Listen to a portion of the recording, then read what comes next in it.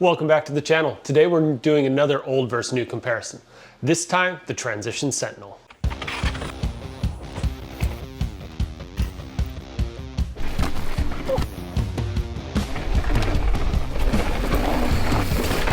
I've gotten good time on every generation of the Sentinel and own version 2, but I can solidly say that version 3 is the best yet. However, there are some good deals in version 2s, and it's not like it was a bad bike. But before we get into it, please hit that subscribe button and let me know what other new versus old comparisons you'd like to see. I also want to give a shout out to Jensen USA for supporting the channel. Using the affiliate links on my channel's page or in the description goes a long way to keep this channel going. Last note before we get into it, I've been building out templates for initial reviews, long-term reviews, the comparison videos, and now these old versus new videos. And if there's anything I'm missing, please let me know in the comments. So first off, what's new?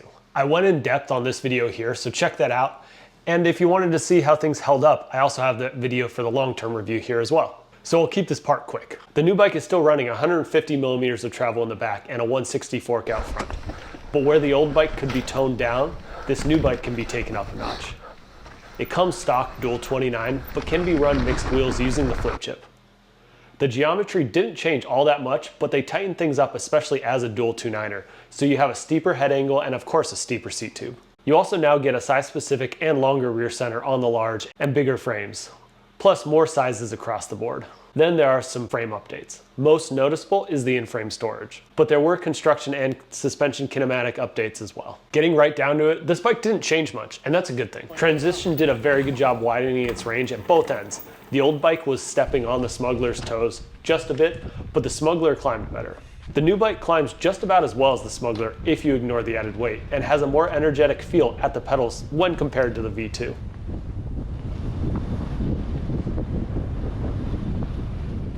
The Smuggler actually felt a bit more stout than the Sentinel, but that's been remedied.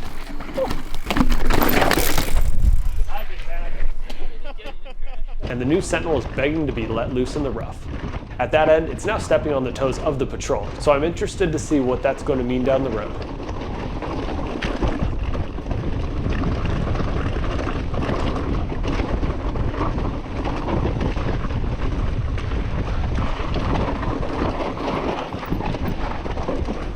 Now let's talk about descending. I gave it 2 spots in the Loam library, one set up as a dual 29 and one set up with mixed wheels. When things got chunky, and especially at high speeds, that was definitely the biggest change. The updated suspension as well as the new RockShox shock made things better at slow speed and maintaining traction, while the frame stiffened things up, making it more predictable and offering increased control.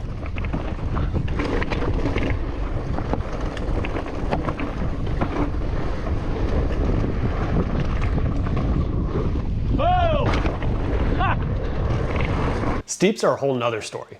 At the time, the Sentinel seemed pretty legit on sustained steeps. It's only compared to new bikes like the Commencal Meta and the all-new Hightower that you feel the move towards a taller stack height helps.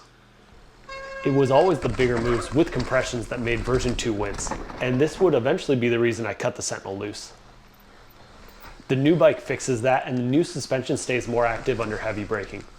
Lastly, set up as a mullet, it would be hard to find a more confident bike without stepping up to an enduro or downhill option. Woo! Then we get to jumping. Both bikes jump well, especially on jump trails. The newest Sentinel, however, is more lively, and making your own trail gaps or finding transition is just more fun. Lastly, cornering. Similar to jumping, the newest Sentinel is more lively when pushed into pockets, and the stiffer frame, even with the longer back end, is better at being stuffed into a berm. It also pops out more predictably. On the subject of predictability, holding a big turn through a steep berm or a chunky off camber, version 3 of the Sentinel better allows you to set a line and hold on. Now what about quality and value? Quality-wise, Transition has been making a good bike for quite a while now. And while I didn't have any issues with the old bike's frame, the flex from the frame did result in the rear shock failing. I also had some issues with paint chipping that also appeared to be from flex rather than rocks or crashes. Mostly because of the fork and rear shock, I sold my version 2 of the Sentinel. After about the same amount of time, I didn't have any of those issues with the new bike.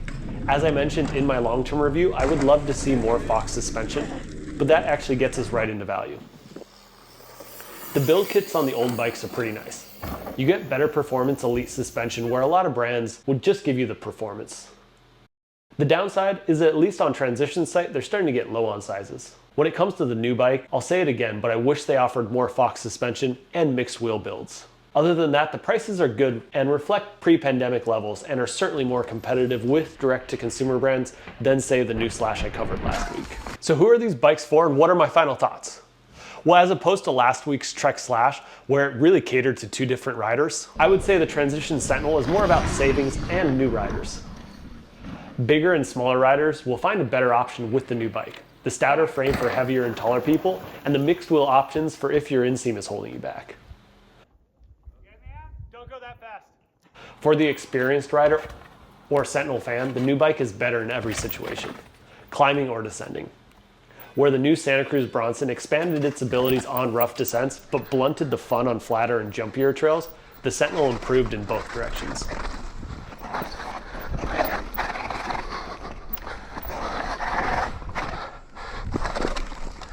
Woo! Whoa, that is wet today.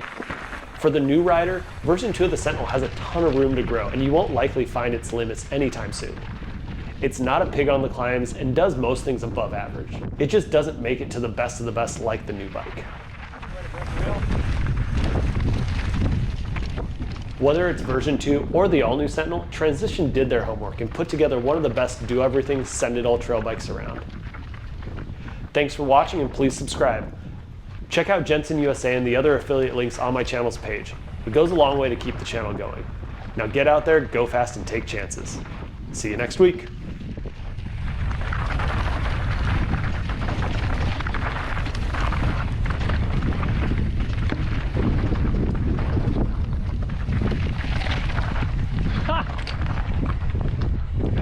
That was scary watching.